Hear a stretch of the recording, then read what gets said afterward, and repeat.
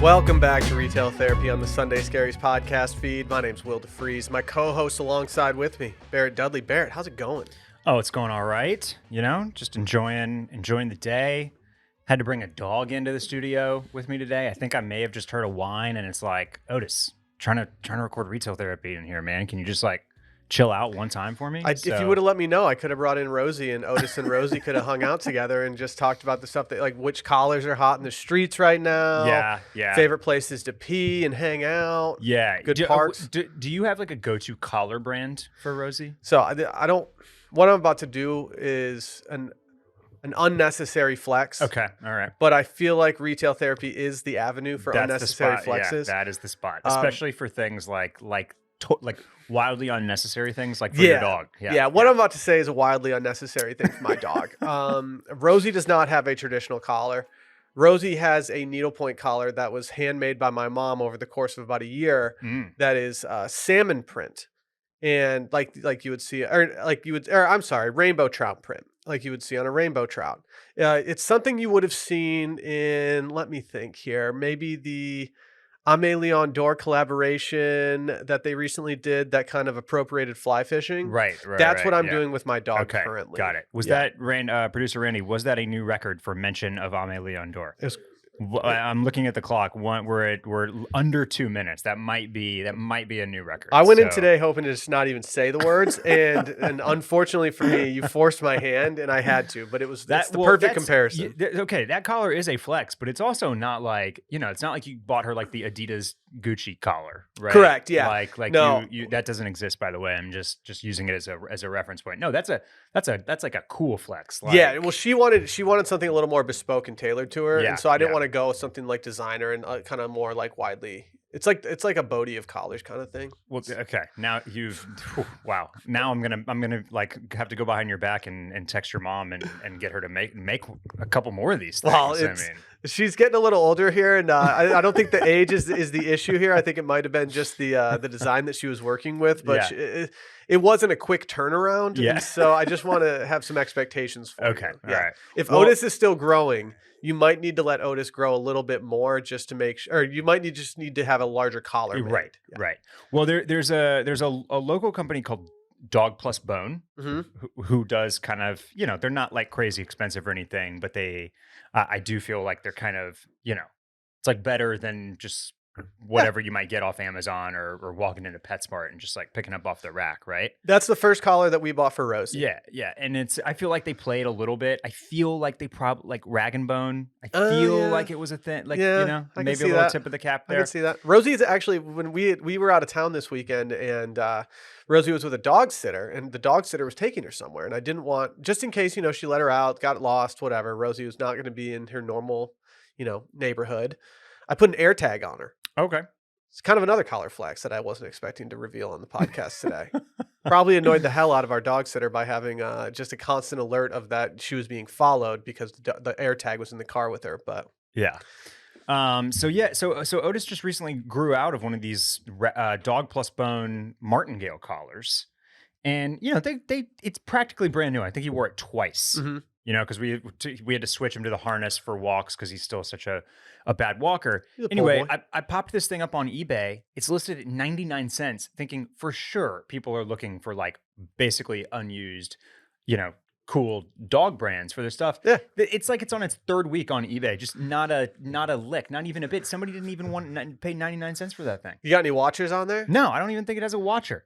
Man, just a total flop, just an absolute flop. So, I don't know what I was thinking about. All right, well, if any Retail Therapy listeners out there want to own something of Barrett's wardrobe, I think Barrett has a way that you can own something for just 99 cents.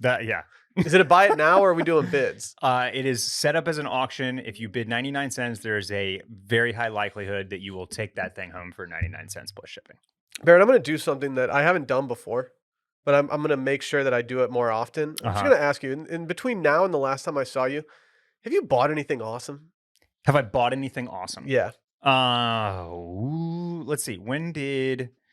it's been about 2 weeks. 2 weeks, right? 2 weeks. It feels like it was a week for me because I was on vacation, but it's been 2 weeks. I can confirm I've bought a grand total of 0 material items that I could wear in the last 2 weeks. I was kind of hoping I could just live vicariously through you this entire Yeah. time. Okay. So I did two things actually. One, as I mentioned 2 weeks ago, the Amelie Leon Dor sale did go down. You were very accurate on Yeah, that for the people out there keeping track. And I did the thing where you know that it's coming, you know when it's probably going to happen, and then you get in the car anyway and go on a drive. Yep. You know, you got to drive somewhere.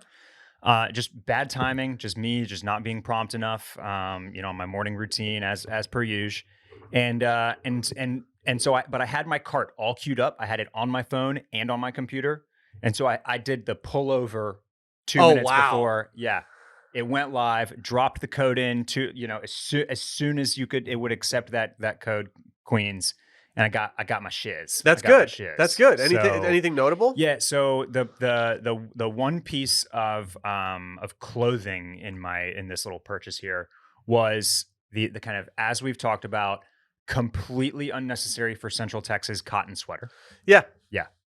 Yeah. But you know, I feel okay about it because it's the type of thing that I look at when it comes out, and I basically say like, yeah, I'd pay full price for that. But I can't because my cost per wear is just never going to like amount to anything. Yeah. Yeah. Because I have the opportunities are so few and far between. At sale, it's like kind of a no-brainer. Like if when I've got a few opportunities, this thing's going to come out, it's going to shine. And then I after you showed me your giant ALD tote with all of the interior pockets, there was one that made it to the sale I had to grab. Yeah, I saw that, and I saw that it was sold out because I thought to myself, maybe I'll go get another one on sale because I love this one so much.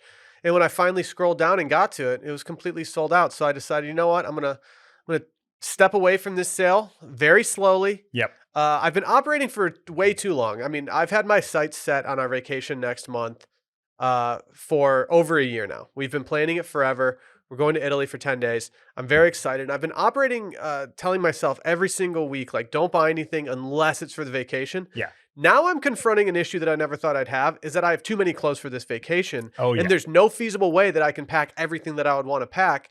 And there's no reason that I need, like, I don't know, 12 linen shirts for a 10-day trip. Well, and this is what's fun about vacations, is also what's extremely dangerous for your wallet about vacations is, you already know the vacation is going to be like mad expensive, and that you're going to, you're going to go on a spending spree, and you're going to order instead of the second cheapest option on the red wine list at the restaurants, you're going to like tick it up one. Exactly. Right? You're going to go for the $78 bottle of wine instead of the $66 bottle of wine, all that. And then you do this. You're finally going to have a place where you're going to get some fits off. You're going to take photos. Like maybe you're going somewhere, in our case, where you can actually wear stuff. And so, yeah, you're like, you start gathering the things. And because I've got this going on right now as well. We're going to be in Telluride for 4 nights. The weather is going to be phenomenal. Crisp. Ooh. Sunny during the day, like highs in the 70s. Gonna chill out, get nice and crisp at night, and yeah. So I'm just telling myself that all of this could be worn in Telluride. Like everything I look at, I'm just like, oh, that'd be good. That'd be good for Colorado. That'd be good for Colorado. Yeah. It was kind of peak pandemic.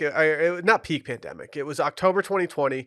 Sally and I had a trip booked to like long in advance, and we didn't want to cancel it, so we just kept on going, and it was to Aspen. And it was first weekend of October. And I have never had such an enjoyable time packing for a vacation than I had when I was packing for that vacation. Because just like you said, like highs in the low 70s. And then at night, it was getting just like straight up chilly. So it was like jacket over sweater over everything. If I itemized and took out everything from my suitcase on that vacation, I would have just a giant smile on my face looking down on it. I felt so good about everything. And I imagine Telluride's probably very similar in all facets. I think it's going to be yeah. So it's just it's a double-edged sword. And needless to say, I don't need any of this shit. I could absolutely just pull stuff that's already in my closet. Correct. That would be totally fine. Correct. Totally fine. Yeah. So, but why would we do that? But why would we? No, we wouldn't be hosting this podcast if we were that, just like logical and reasonable when it comes to this type of stuff. Precisely.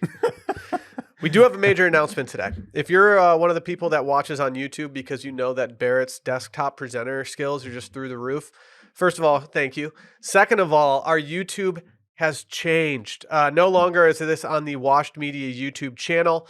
It now has its own channel. So any content that you get from Sunday Scaries or from Retail Therapy will all exist on that YouTube channel. The link is not a very desirable link right now because we need you people to step up and subscribe. You can't change the URL until you have 100 subscribers. We got to get to 100 subscribers. Go on YouTube. Go to the description of this episode where there is a link to this. We'll go on there, and then I'll make a really sexy URL for all the people at home. Other than that, every single episode, I do a listener companion over at willdefreeze.substack.com. Just go check it out, whether it's links to everything, whether it is excerpts from columns that we do, or if it's just me giving a little commentary. It's always enjoyable to put these things together. So go check it out at willdefreeze.substack.com. And again, both of those links are in the description of this episode.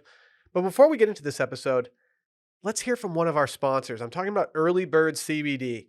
If you're not familiar with Early Bird, you should be. Early Bird gummies are a recreational hemp product that contain around 2.5 milligrams of natural THC and around 12.5 milligrams of CBD in each gummy. These are formulated for fun and to make you feel good. I have, the entire time I've lived in Austin, I've known these guys that have been doing this, and I have to say I stand behind this product wholeheartedly. Even last night, it was kind of getting late at night. I knew I was going to have a little trouble sleeping, and so what did I do? I leaned over, I grabbed the bottle of Early Bird from my wife's bedside table, and I took 2 of them because I'm kind of a bad boy, and I fell right into a nice little sleep. If you're not familiar with Early Bird is based out of Austin. These guys are about as Austin as it gets, and I like that. Their local support has always been, through the roof. They've supported this podcast for as long as it's been going. They've supported me by letting me live in their house for a little while. They're just all around good guys. And guess what? We have a new code for them. Again, much like the old code, it's single use. But because it's a new code, if you use the old code, you can go back and get 20% off again using promo code WIX. Like I said, it's a new code, so if you used the code previously, you have a new opportunity to use this one-time use code at earlybirdcbd.com for 20% off everything. Use promo code WICKS, WICKS. Again, promo code WICKS for 20% off at earlybirdcbd.com. That's a big opportunity to get It's to go in again. It's not often this happens. You thought that your 20% had already, you'd burned it. Yeah. This is great. That's huge. For the people out there who didn't listen to me the first time around and they were like, "Oh, I'm just going to get one bottle and see how I like it." Right, and then they finish that and they're like, "Oh man, I shouldn't have done this. I should have gotten like 10 I bottles." messed up. Now's the time. One of my favorite people in the world recently, especially over the last 2 years, has been in the news. And by the news, I mean just the websites that I check. And I'm talking about Martha Stewart.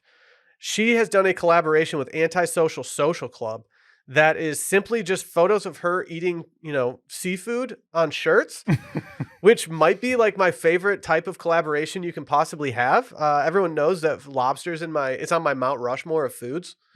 What do you want to finish out the Mount Rushmore right quick? I can definitely add pickles. Okay. Love a pickle. Lobster, pickles. And from there, I'm going to have to do some real deep thinking. All right. Yeah. Okay.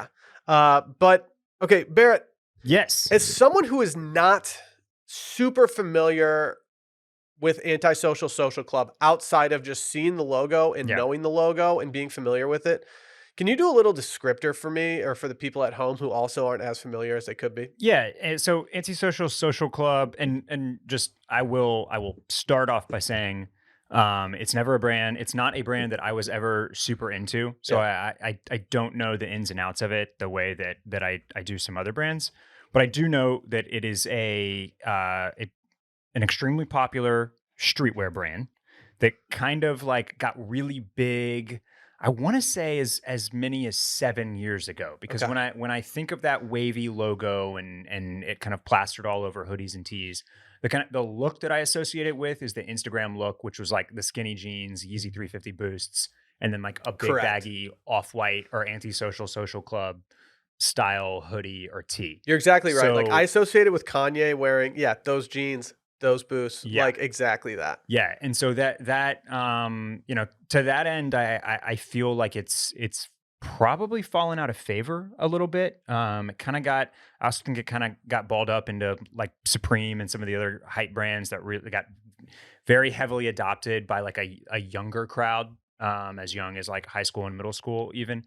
And so, they're definitely running kind of like a Supreme a play out of the Supreme playbook here, which is to like just do this kind of like photographic print of a celebrity, of an icon, and then use their kind of iconic branding on top of it or in collaboration with it. So, I don't hate the stuff. I obviously love Martha Stewart just like you do. She is an icon. And get that bag, Martha. But I have to say that I will not personally be purchasing any of this. Well, you can't. It's all sold out at this point. Wow. I didn't even know it dropped. It dropped on Saturday. It's not something I would have purchased either way. I think I'm just maybe a little bitter because if you asked me, hey, Will, like, all right, Sunday Scaries or Retail Therapy, we're doing a straight up collab. Who do you want to collab with? Like, I don't even think I would have thought of Martha Stewart eating lobster. Mm-hmm. But now that I've seen it, I'm like kicking myself for not coming up with it sooner. Sure. It's kind of that whole coastal grandmother aesthetic, like coupled with just like, summer in general. Yeah. Yeah. And just Martha, who's just been absolutely thriving as of late. This is my fault. I just said that I love Martha Stewart. I don't think I follow her on Instagram, so I've been missing all of the seafood eating. Just make sure when you follow her on Instagram, you follow her personal account and not her brand account. Okay. So you are currently on that Martha Stewart 48. This must be new. 1.6 million followers seems awfully low. She's just been, it doesn't make sense that she would have 1.6. She deserves at least 5. It looks like she's got a Skechers collaboration coming as well. Okay. So methinks that Martha has gotten with her agents, managers, and publicists and said, "We got to cash in." I'm surprised, and I've never been hotter. People love me. I'm adored by all groups, like everybody. Everybody, all persons, prisoners. And do you think there's like some people in prison that were like, man, I miss Martha. She was the vibes were good when she was around. Do you think she hung out with some lifers? No, I don't. You think somebody did so much insider trading that that they got 60 years? Well, here's my question: if she's doing a Skechers collaboration, is this a miss of her not doing a Crocs collaboration? Yeah, I don't. Okay, look, I'm speaking from personal experience in the clothing industry right now. Mm-hmm. Collaborations are like they have descended into the mainstream, mm-hmm. and everybody is looking for collaborations. Like it is just because it's just like spreading like a wildfire right now, and there is like no collaboration is off limits, and some of these big companies. Skechers and Crocs are two of them. Like I don't want to say they're whoring themselves out, but they are looking for spots and places to like make a wave. They always want to be talked about. They want to be on a hypebeast page. They want to they're throwing spaghetti at the wall, seeing what'll stick, seeing what'll hit, seeing what'll get people talking and all of that. So like, they probably talked to Crocs. They probably went to Crocs and like they were like, "Oh, we can't fit you in the schedule until 24." And they were like, "Nah, we want that back now." See, it's got to be 22. I want some gardening Crocs from all Martha. And so they picked Skechers instead. Like how much? I'm only sort of joking too. Like that. Like I'm sure that Martha Stewart has a list of like 30 or 40 opportunities of brands she could that want to collaborate with her that she would be fine collaborating with. Did you happen to, and I'm gonna mention these guys because I respect their grind. The Throwing Fits guys have teamed up with Mr. Porter, and they kind of did a collaboration that seemed to be a collaboration on certain items and then more of a curating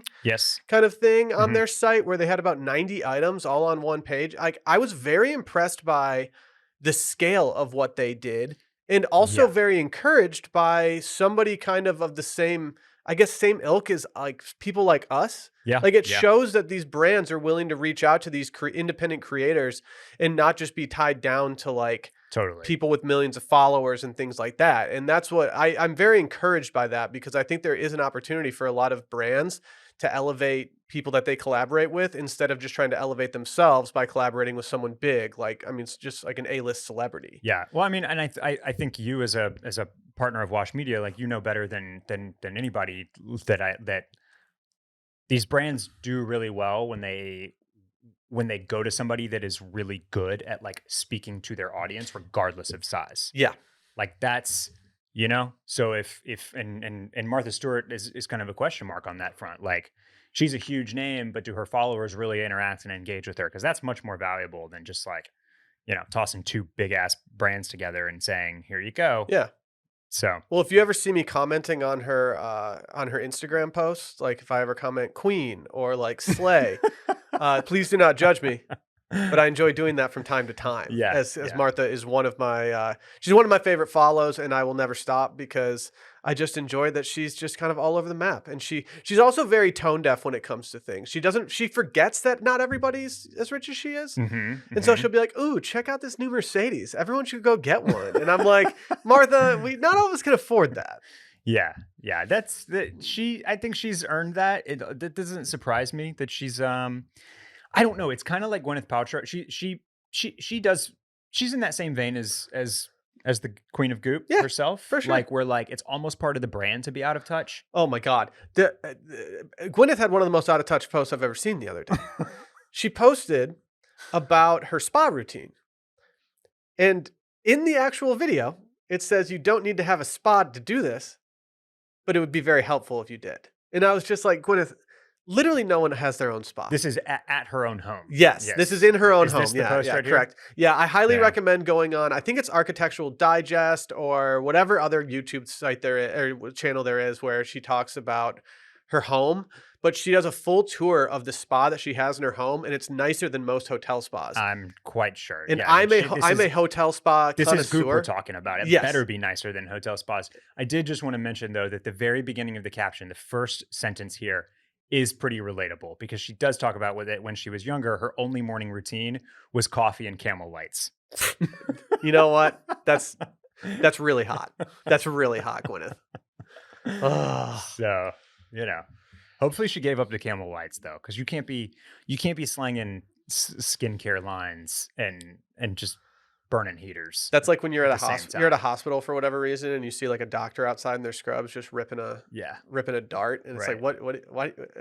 You're giving me health advice? Like, yeah, I'm taking advice from you. Yeah. Barrett, there's been a trend popping up recently that I think, in on. My entire life, I've been very particular about headphones. We've previously talked about the wired it girls and how these wired headphones are kind of coming into vogue and how people are liking the kind of retro feel of these. But something I've seen literally everywhere, especially over the last couple months, have been AirPod Maxes. Okay. And generally just over-ear headphones overall. I've seen a lot of influencers out there just posting photos or doing stories. It could be one of my favorite people, Kit Keenan from Bachelor fame, who just has been spending the entire summer in the Hamptons and reviewing Caesar salads. She is a good follow. I do follow her. She's been great lately. Tinks, you familiar with Tinks? Yeah. Yep. Yes. Tinks has been just rocking out and also talking about in a very favorable manner her AirPod Maxes. She's rocking out and talking out. All the time. And I'm at the point where I'm like, do you even bother buying headphones if they're not over ear? Are AirPods just out? Are earbuds not the wave right now? Yeah, I don't know, man. It's Oh, actually, can I ask you a question before you get in? please. What is do you have, is there any part of you that's anal about headphones, or do you have numerous pairs? Do you have like a routine or a specific need for different headphones? I mean, you do enough podcasts that, audio is important to you. Yes. I also think that you're just somebody who likes things to be nicer. And so, and you like to curate your life a little bit more than probably Sure. most people. Yeah. Short answer to your question is no. Okay. There are some things that I think just like, and I don't know why this happens, but some things on the just kind of like on the scale on the spectrum, I want to spend money on them, and then I just never can force myself to do it. Mhm. I will say this: the last few flights that I've been on, it's easy to forget about this over the course of the pandemic, but I've been on a couple flights recently. Obviously, going on a couple more here. I need noise canceling headphones at this point because as we speak about AirPods, that is one thing that they are really, really shitty for is being on an airplane and trying to listen to anything. Do you have any experience with the noise canceling AirPods? No. I don't either. I didn't know that was a thing. It's a thing. I think it's called like the AirPod. I forget what they're called. Do AirPods Max not noise cancel? They do. They do. AirPods Max do noise cancel, and apparently the noise canceling. I was reading some articles about them today, just so I would have some knowledge going into today. And apparently they are really nice headphones. Yeah. The complaints that people have about them is there's only one button on the side. There's a complaint about I think this is more of a complaint for people who wear makeup or people who put things on their face every morning, is that there's like it's not leather or a fake leather, it's cloth on the earphone part. Yep. And so if you have any makeup or anything, it'll get all over it. Okay.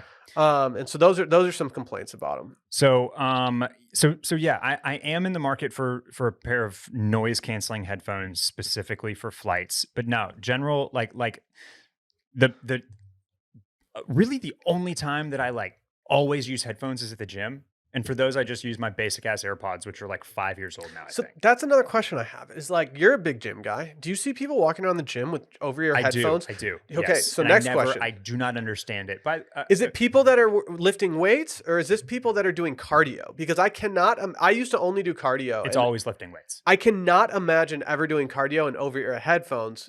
And it just sounds awful. It's never anybody like on the treadmill, but there are people doing weights and then sort of like some high intensity interval type stuff. But it's generally more like gym girl or gym guy, not cardio guy or cardio girl or cardio person. So yeah, it is something that I've noticed. I don't understand it. I don't want over ear headphones at the gym.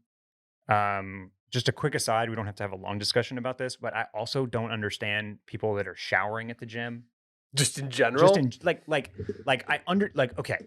If you want to, you were at work, you're going to go to happy hour, you're going out later, you're squeezing in the gym. Totally. Shower makes sense. That's what it's there for. Yeah. But when you'll be at the gym at like, I don't know, 8 p.m. on a Tuesday or recently I was there on a Sunday and people are just like, what is going on with that? Why what you're going home? Why don't you shower at your home? Well, okay. In the cleanliness and privacy of your abode. I agree with you, but I will be playing devil's advocate right now. Okay. I'm glad because I need. What about the people who don't want to get into their car completely drenched in sweat? I guess, but if you got to give yourself time. Okay. You can't go full sweat into the shower and then out of the shower, or you just start sweating again, right? So exactly. So that was going to be my next point. So like, you got to give yourself to like cool the people down that say that they don't want place. to, especially, and I know we're in Texas, so it's a little different because it's so hot here. But the people that say that they don't want to do that because they don't want to be sweaty in their car, it's like, well, if you take a shower after you work out, unless you're taking a cold shower, that's going to make you re-sweat again, and you're still going to be kind of gross. So why not just wait till you get home anyway and just like bring a towel or change of clothes so you're at least wearing clean clothes? Yeah. As somebody who used to work at a gym for a very short period of time after I had hernia surgery, I was checking people in. I had the responsibility for about a month of cleaning the showers myself. And I think that shaped my opinion of please do not shower at the gym. That's the thing. Like if it's about cleanliness, then there's an automatic rebuttal there, which is like gym showers have to be the dirtiest ones on the, But do people that shower at the gym, do they use like where I worked? It was a nice gym. Yeah. It wasn't the nicest gym. I'm not saying that I was going to like an Equinox where they have what kind of bath products do they have in Equinox? Kiehl's. Like we were putting very generic soap into the showers, and so unless you're bringing your stuff with you or you're a member at a high end gym, like you're potentially just using like the most generic of bath products that you can use. And I love getting just fresh in the shower. I think you may be hitting on one of the more plausible answers though, which is at least for guys, I can see guys being like, well, why would I buy bath products when I can just use the ones at the gym? Dude, I bet there's guys out there who have like a bottle that they bring to the gym, get in the shower, and just start hammering it down into their bottle. I am absolutely not above refilling my nice bottles with good smelling, cheaper stuff. Like if a bottle looks nice from something that I bought, I will just fill it with other stuff. I'm not ashamed. Yeah. I recently had a nice listener reach out to me, and she sent me a website that actually tries to replicate Aesop scents. Okay. And they just do the refills for you. Huh. and it's about $18 for a refill. One refill will fill up 2 bottles, so you're paying $9 instead of the $40 that you pay. Yeah. And I was like, you know what? This is actually a phenomenal business model for these Yeah. people. And the other one that they did was, I believe, Le Labo. I'm not sure if it was that one or if it could have been like Diptyque or something like that. But I kind of loved the idea of that because I am shameless and I will just refill stuff with cheaper things. I don't care. We definitely do that with hand soap. Mhm. 100% with That's hand mainly soap. what I'm Yeah. talking about. When it Yeah. comes to hand soap, like I'd rather just keep the nice bottle and put other stuff in there. Yeah. To take this all the way back to AirPods and the headphones, though, I'm not surprised that the AirPod Max is picking up steam. In fact, I'm more surprised. No, I'm gonna reel back the last sentences I was about to make. I'm gonna stick with what I said. I'm not surprised that they're making waves now. It was an item that came out that is ridiculously priced, Mhm.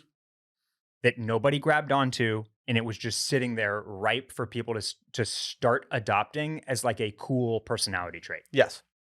Ripe for it. Yeah. And like I was reading an article about over-ear headphones and specifically the AirPod Max on Nylon Mag, and they interviewed a girl who did a viral TikTok on it, and she's like, "No, I honestly am just doing this for style. Like, I want this to match my outfits. I want this to look good. I want it to look like earmuffs in the wintertime. Like, that's what I want." Yeah. She's like, "The people that are hating on me for this are actually verifying what I want, and that's I want it to go well with what I wear." And I don't hate that move. I'm not the type of person to, especially living in Austin at this time of year when we're not doing much walking around outside. But I'm not the type of person to just put on headphones and walk somewhere unless I'm just going on an actual walk, maybe a hot boy walk for some of those people out there. Sure. But like now, like you see these photos. I started just Googling celebrities in AirPod Max, and you just have everybody. You got like, Really? yeah, like Hadid's are doing it. Chalamet's are out here doing it. People from the new Gossip Girl on HBO are doing it, and I don't even know who those people are at this point. But I gotta think that they're like on the up and up. Yeah, I would say so. Yep. Ugh. Well, I'll just speak for myself here. The classic AirPods, the regular old AirPods, for me, are some of the most comfortable headphones that I've ever worn. And that is really like all there is. That is what it is for me more than anything else, because I don't really find over-ear headphones all that comfortable. See, I have a pair of Bose Quiet Comfort over-ear headphones. I had an old pair and they broke. Bose did not want to replace them, and so I went ahead and bought some on a Black Friday sale, and I absolutely love them. They're the only headphones I use at this point. I do not see myself using any other headphones until I lose these or they break again. And if they do break again, there's a decent chance I go with the AirPod Maxes because I kind of want something that goes along with all the other Apple stuff that I have. I'm not proud of being like an Apple whore, but that's what I am. Yeah. That's kind of what I am at this point. Yeah, I mean, Timmy C, he looks pretty cool in these things. I'm worried that if I ever go into an Apple store and I put them on my ears and I see what they feel like, that I'll just end up replacing my perfectly fine working Bose. Yeah. But I think I talked about them as when I lost my Bluetooth speaker, I was talking about the green Bang & Olufsen kind of disc looking Bluetooth speaker. Yep. I will always like the design and look of their products more than any other Apple product. And so I could see myself going down that route. Like I look at all those and they have very high end looking things. They look so comfortable, but I don't know. I might just need to do a full on docs of these things just to know for myself. Yeah. This brings up a similar musing I had the other day, and I'm gonna ask you here on the pod. Do you think you will ever, for the rest of your life, own any smartphone besides an Apple one? Can you see a world where they fall out of favor, where they lose, where something takes them over? Or do you think we are iPhone people for the next 50 years? It depends. Like, what I'm about to say is in my dream world. My dream would be to just have a flip phone at this point. I'm so tired of being phones. Yes, I want a dumb phone. So unless I get a dumb phone, I don't see any scenario in the next however many years where I would switch away from an iPhone if they keep on coming out the way that they do. Yeah. I'm not proud of it, but Blue Tech's smartest thing they ever did. It was. It really is. And I mean, I would love a dumb phone at this point. I hate being in group text. I can communicate with everybody via text no matter what.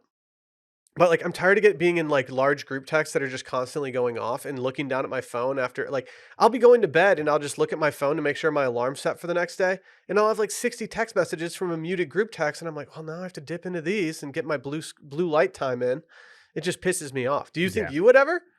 I mean, No, I was a BlackBerry. Were you a BlackBerry guy? You have the vibe of someone who had a BlackBerry. Yes, but I wasn't into BBM.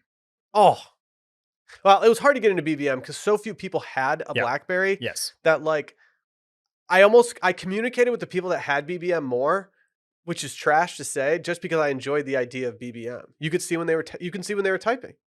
I feel like we left out the most important thing that I'm sure had something to do with this. Kanye, he's wearing AirPod Max. Yeah. No, dude, they all are. Yeah. Like, everybody is. I think the Illuminati just sent them out to everybody. They're like, "Here, take them. Take your AirPod Maxes and be gone." We got a bundle. We got a group deal through Apple. Like, The Illuminati did, and they sent them out, and again in the gift bag earlier this year, Q1. I'm mostly just annoyed because, like, the Tinks influencer that we talked about, she's made Sally spend an ungodly amount of money on things she doesn't need in the history of that.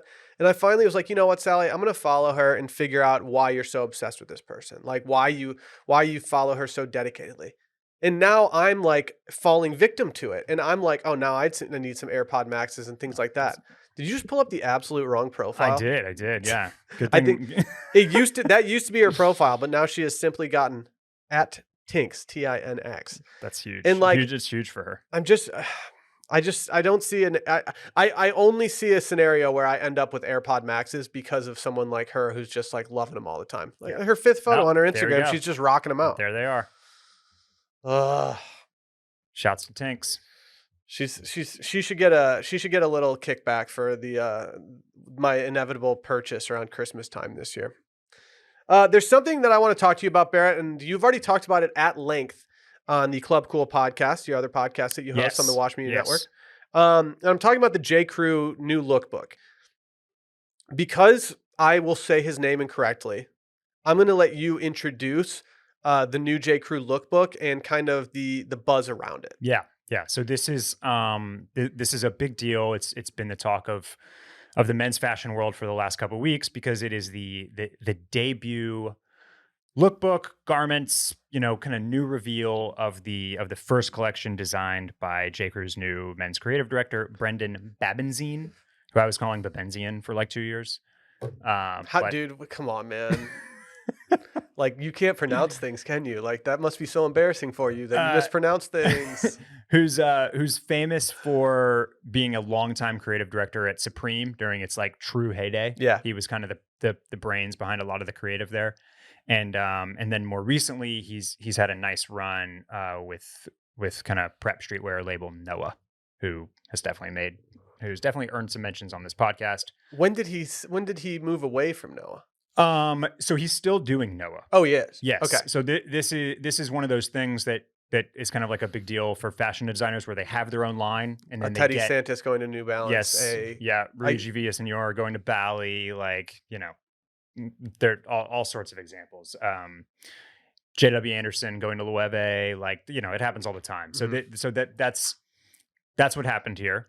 And J.Crew, obviously, who recently filed for bankruptcy within the last couple years, and like was huge during the hashtag menswear era, and it was like the perfect entry point for all these dudes of our generation, like that were getting into style. It was like a great kind of stepping stone. They made great stuff that was good quality, that kind of like opened up your eyes and led you into all the different arenas that were popular at the time. And then they over the last 5, 6, 7 years, they've fallen off for a variety of reasons, but they just have not been they haven't been cranking out like the same type of desirable items and looks and vibes, and then the quality dropped off quite a bit as well as the company moved to to try to get back on their feet financially. So this is a big deal for a lot of reasons, and there's been all sorts of articles written, Business Fashion, GQ, et cetera, basically with the big question, like, is J.Crew back? Is this the J.Crew comeback we've been waiting for?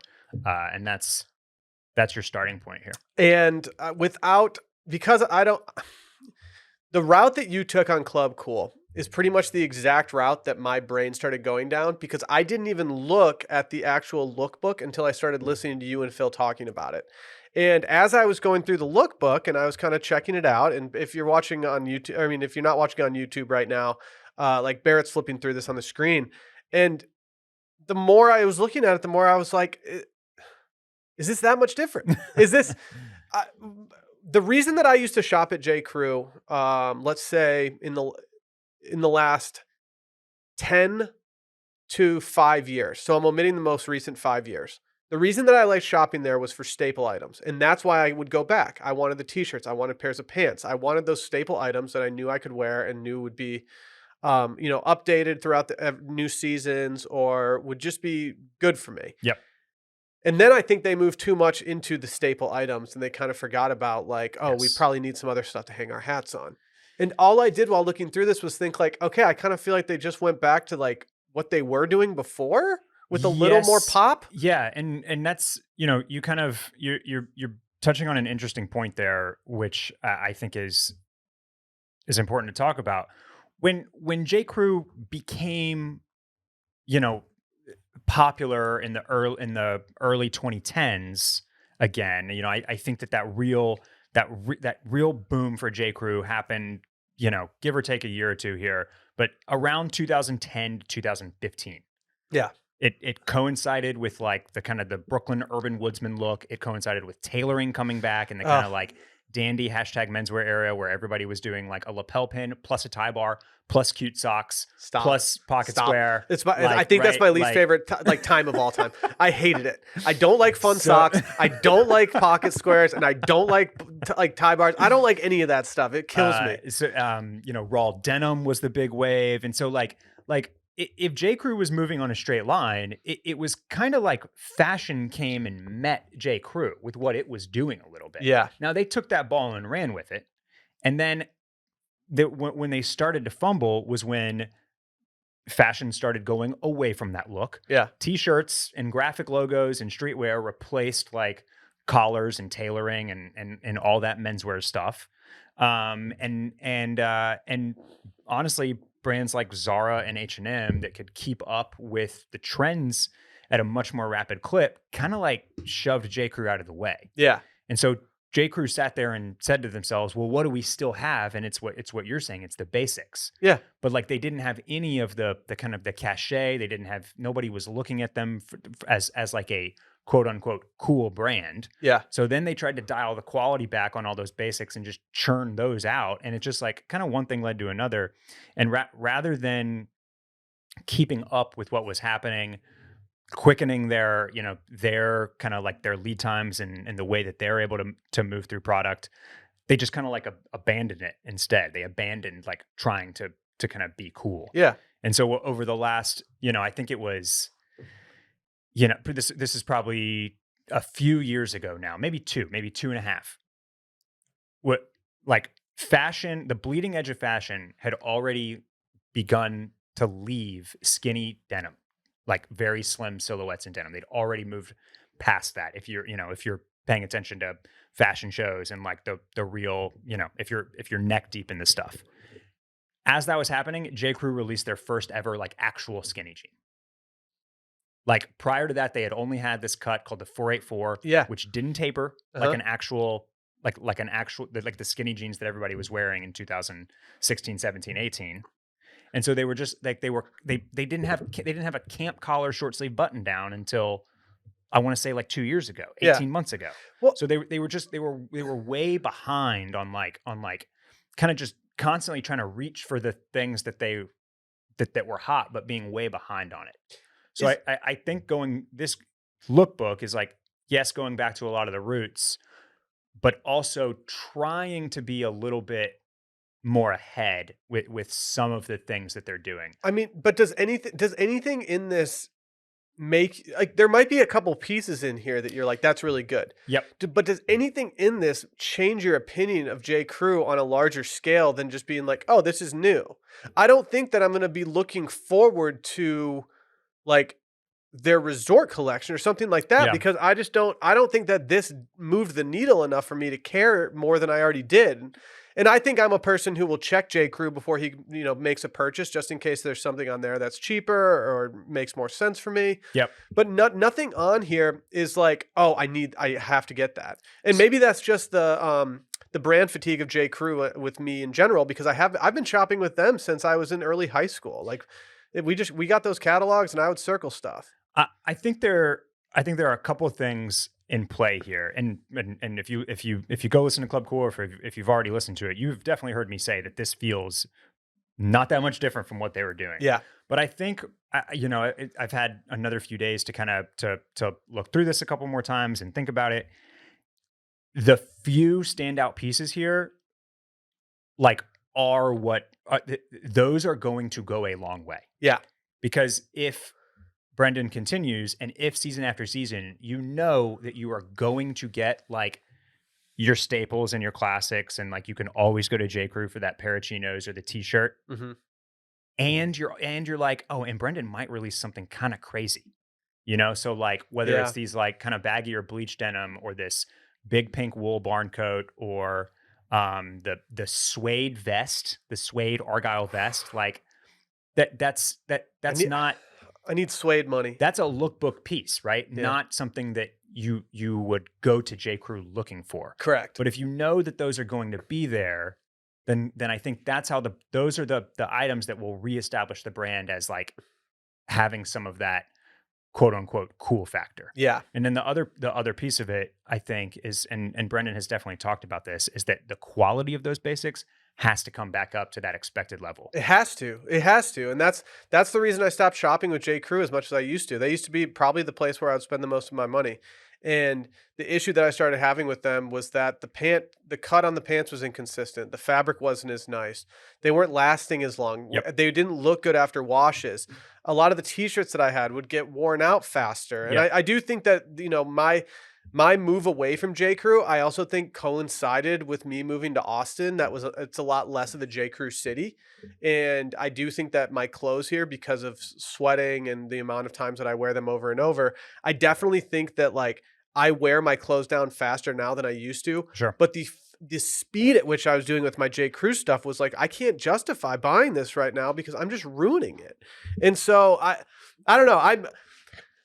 I will probably always have J.Crew in my internet history, and I will always be, if I type in J right now, like there's nothing else that comes up on my browser other than J.Crew. And so it's like I'm kind of excited that they're throwing their hat in a little bit more, but like I'm not there yet. I'm not like obsessed with anything that I've seen, and it bums me out a little bit, because I think that like do you follow Lost J.Crew on Instagram? I don't. It's all it is just photos of 90s J.Crew ads, or not ads, but catalogs. And it makes me so happy. Like one of the most iconic photo shoots of my entire life was when I saw the Dawson's Creek cast in their J.Crew catalog. And I was like, yeah, this is the good stuff. Yeah. But Lost J.Crew is just exclusively just old stuff. And like, I look at it and I think to myself, like, so much of this design and what's going on it has affected the way that I even go about the branding that I do for Sunday Scaries and stuff. I'm like, this is very similar to certain things that I've done before, and I didn't even realize it. And I think that J.Crew has more of a stranglehold on my life than I realized. And I don't even wear that much these days, but I just think from like growing up, looking at those catalogs, buying it through, college, early 20s, etc. I just find myself like, I think they shaped me a little bit, and like, I'm not tired of them, but like, I just want more. I just want like something a little bit more exciting. Yeah. And one of the things that Babenzien has said is that he's not here to necessarily reinvent J.Crew. Yeah. Because it's still J.Crew. I like that mentality. He's not trying to make it something that it's not. But I think that, as he continues, like, can he continue to one, make it current? Uh-huh. Yeah. And then two, can he slowly like introduce things that are a little bit subversive or unexpected or out of like the standard J.Crew wheelhouse, while staying true to this kind of heritage I mean, ethos and I think look of the brand. you guys said it, like the barn jacket, that kind of like pink and kind of pastel-y colored thing, like that is straight out of Noah. Yes. Like I guarantee Noah had something very similar to that. And that's a piece that, like, whenever I'm looking through these pre-order items, that piece I stop by, I wouldn't buy it for myself just because I couldn't pull it off and it's not something I'd wear. Yep. But it's like my favorite one. It's one of my favorite things out of here just because it does kind of jump off the page at you. Right. Yeah.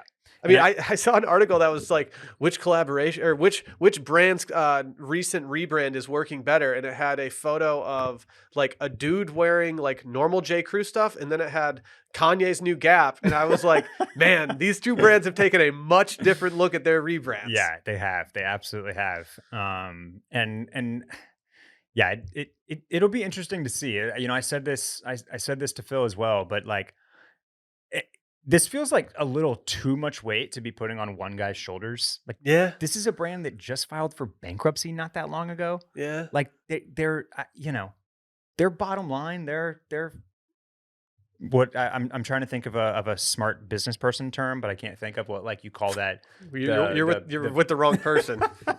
Like your balance sheet or whatever it's called. You know, that shouldn't be on him to fix, but in like the public eye, it kind of is. Yeah. Like if it's a failure, people are gonna be like, oh, yeah, Brendon, he blew it. He really blew it. Yeah. Where it's like, well, no, maybe the fucking ops team and the C-suite sucked ass. So. Yeah. I mean, I don't think, like, I never looked at J.Crew stuff and was like, wow, this is terrible. I mean, I might have looked and been like, yeah, there's nothing here that's like really that exciting. But at the same time, they just need a slight update. You're right. Like putting that squarely on him's like, oh no, what's going to happen now?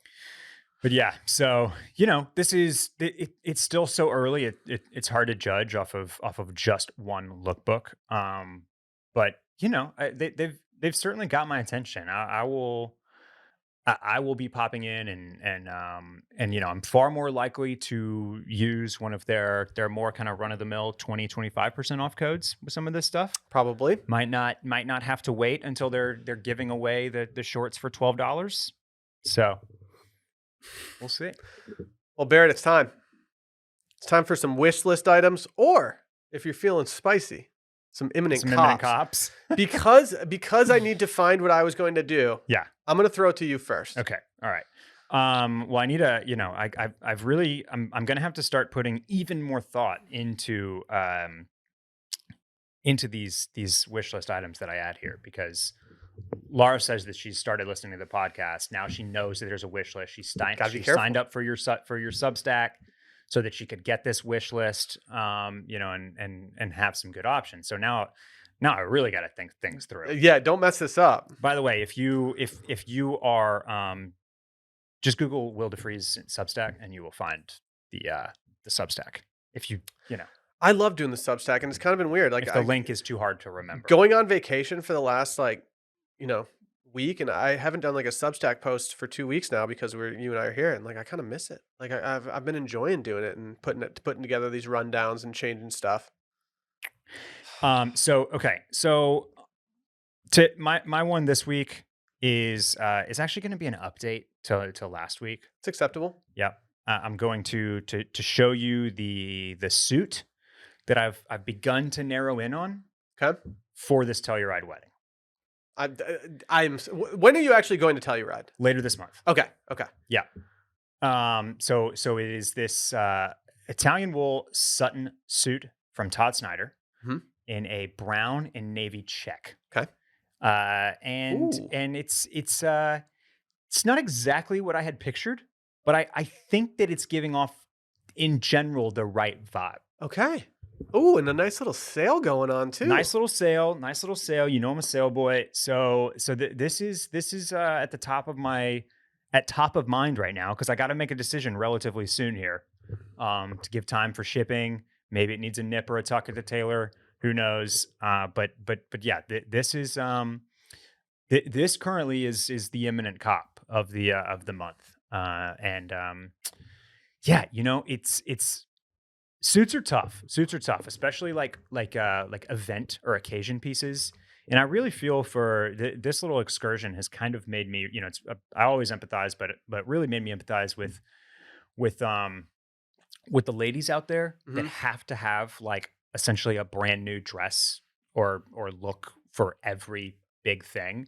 And most of us got through our 20s and 30s with just like one or two suits, navy and gray, right? I Like, mean, so now that I want something specific, I'm like, well, but is this a suit that I'll ever really feel good wearing you could rewear again? this one. Yeah, probably. Absolutely could. Yeah, But no, you're talking to someone who's been wearing. I've been wearing my green linen suit into the ground since 2019. yeah, The first wedding I wore it to was summer 2019, and I've worn it to pretty much every wedding yeah. since. I mean, I wore the same olive suit to two weddings earlier this spring. They were like within like 2.5 weeks of each other. Yeah, So yeah, yeah. it's that's nice for us. But I think I've talked about this on Club Cool. Maybe I've talked about it here as well. But like, I'm just out on every suit that I own now, I am too. except for that green one that I wear. But Dude, exactly. it's not appropriate for what I'm going for, and it won't actually. It's not really warm enough anyway because it will be a little bit chilly. So now I need something new, but I don't want just like a new navy suit, and so I'm looking for something with a little flavor, but that still is in my price range and kind of fits the vibe that I'm going for. So it's been a journey, Will. Yeah, I get it. Like I've kind of been putting off buying a new suit because I haven't needed a new suit for a while. And I'm only going to one wedding this year. It's a black tie wedding, so I can wear my wedding tux, which I'm very happy about. But like I know there's going to be a time very soon that comes up where I need to think to myself, like, you know what? I've been wearing this green suit into the ground. I need to go get a new one. And I'm dreading when I have to go out and actually buy a new one because I don't know what I want at this point. Yeah, and that's another. I'll throw a tip in there, and this is hard to stick with, but like suits, you also need to give yourself time, man. Hmm. Because like if you want something from Suit Supply, if you want something from Proper Cloth, if you want to get it dialed in, if you want to choose a custom like a fabric from their binder and like have it and have that fabric in the cut that you want, like that's gonna be it's gonna be a Yeah. wait time. Yeah. I wish I would have. I wish we were spending more time in Italy so I could go to one of those places that everyone talks about where you can get like a super high end suit for less than $1,000 Yeah, because it's in Italy. Like you're at the source. It's like why do you think Mexican beers cost less in Mexico? Because you're in Mexico. sure. Um, and yeah, I'm like shit. I should have tried to finagle something here, but maybe it's better I didn't. It would have been a kind of a travel hack to instead of pack a suit, you just go buy one in Italy for the Italian wedding. That would be a Right. flex. Ooh, yeah. Well, in the vein Dangerous, of though. travel, I've been getting a little bored when we're traveling lately. We got a lot of downtime now that my son is traveling with us and he Mhm. naps, twice a day. And I find myself just scrolling my phone this entire time. It's annoying. And so I turned to a place that I've always liked, and it's Saba. I'm wearing a pair of Sabas today that I haven't worn in a few years, and I've kind of forgot how comfortable they were. And they recently released, they used to do backgammon boards and travel backgammon all the time. I'm not a backgammon person, and I don't love backgammon. Okay. Never really have. I do like chess, or at least I like it enough to say, hey, you know what? I want this $310 chess set from Saba that I can put in my backpack, put in a tote bag, put wherever, and bust it out and not scroll my phone while have so much downtime. Sure. Will I ever get this? No, probably not. Probably not. Will it be a gift that someone could give me? Sure, yeah. But I just think that like in my life, I need some of these trinkets that I can have that aren't like, that are actually useful that I can bring somewhere. Whenever we travel, we've been bringing with us bananagrams. You familiar with Love bananagrams. I love Yes, yes. bananagrams too, but I think we're too afraid to admit that we've gotten a little tired of it. It's also not the best two-player game. We learned that during lockdown. Yeah. We would play almost every night during lockdown, and playing two players is way more anxiety inducing than playing one player. Yeah, for two Or it's people, three I or more. I prefer Scrabble. I agree. I also think that bananagrams is reserved for like 4 people is like almost perfect because Mhm, you're just mhm. all drawing, you're all doing your thing. Game But- goes quicker, Yeah. I don't want to play chess on this travel chessboard with anybody that I actually like know who knows how to play chess. Just because I'm not very good at chess and I don't have any strategy. My main strategy is just trying to remember which way the actual pieces go. Do you get the same type of endorphin blast from tactile things that can't be worn as you do with clothing, shoes, accessories? Not even close. Okay. Not Yeah. even close. It What- sucks. Yeah, because that's I see something like this it's wonderful. Like it looks great. It'd be fabulous to own. I very much have like that vision of, hey, being somewhere Yeah. beautiful like Italy and just like pulling out this Lux Denali green chess set. But like I just don't, for some reason, I don't get the same high, the same rush, It's like it's pulling not out even this like close. object as I do with pulling out, you know, the cotton sweater, right? It's not even in the same ballpark. Like I would much rather um buy something that I can wear and like get excited about than buy something that's just going to sit on a table or Yeah, whatever. yeah, Like I have certain items that I would say are items that mean a lot to me. Like and they might not even have like an actual meaning behind it, but it's just something I really like. For example, I have a really nice pocket knife. It's made out of like ebony, Damascus, all this stuff, and I love it. I don't use a pocket knife ever, yeah. but I like to keep it with me sometimes. I don't travel with it because I don't want it to get taken in an airport. I've heard of a friend of mine had the same knife, and it got taken out of his like checked bag, Mm, which means it could have been stolen. wow. But I mean, yeah. And so like, but I love just having it, with me sometimes because I'm like, you know what? I like having this little thing. Yeah. But when it comes to the excitement of buying something like that, I would much rather go buy a piece of clothing that I can like stand in front of the mirror, go out to dinner in, like get excited about because Yeah. it just Yeah. feels more fun. Well, Barrett, that's another one in the books. All right. Um, I don't really have too many programming notes. If you guys are watching this on YouTube, or if you want to, or if you just want to support the podcast, again, there's a link to the new YouTube channel down there. Go subscribe to that, and maybe we'll probably be putting up more segments and stuff like that on the page now that things are changing a little bit. But yeah, do you have anything to add today, Barrett? No, another great sode. Thanks everybody for listening. And yeah, just loving the pod here. Later, guys.